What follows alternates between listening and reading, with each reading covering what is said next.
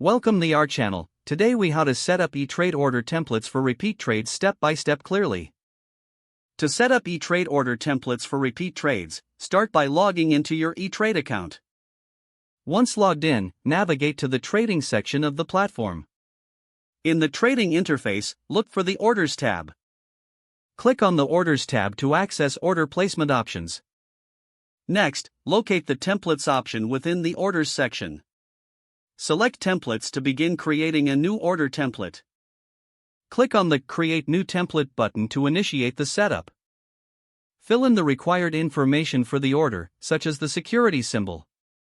Choose the order type that fits your trading strategy, like market or limit. Set the quantity of shares or contracts you want to include in the template. Configure the price limits or triggers necessary for the order execution. You can also customize advanced order settings, such as good till cancelled or day orders. After entering all details, review the information to ensure accuracy. Once confirmed, click on the Save Template button. Give your template a recognizable name for easy identification.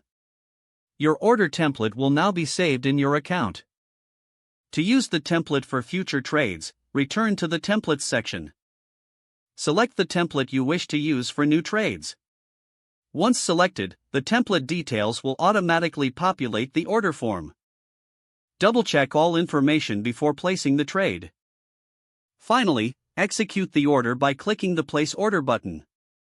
If the page does not load, refresh the browser or try again in a private or incognito window. Make sure you are using the correct email address, then retype it carefully to avoid small typos. If your password is not accepted, use the reset option and create a new strong password you can remember.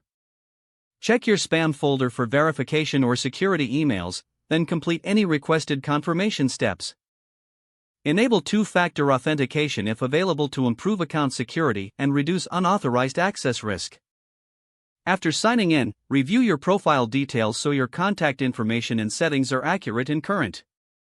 If you see an error message, note it down and try again after restarting your device and internet connection. Don't forget to like this video and subscribe to our channel for more step-by-step tech guides.